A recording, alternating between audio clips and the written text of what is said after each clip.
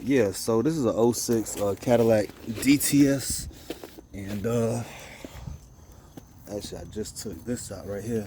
So that bracket goes, I'll show you how. This is where the sway bar goes in. There's your bushing, there's your bushing, there's your ball joint.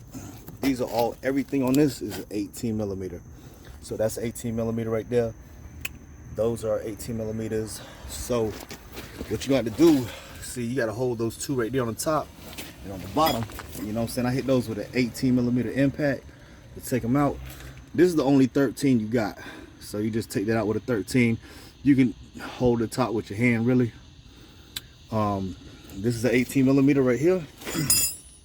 And that right there is going to hold it.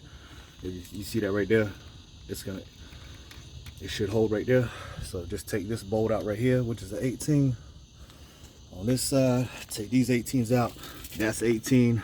And you got to wrench that out by hand. And you know, so you got to wrench it in. And I hit that with a swivel on an 18. Hold those two right there with a wrench on the top, and then tighten them up from the bottom. And then the new one, you know what I'm saying, it's like a 24.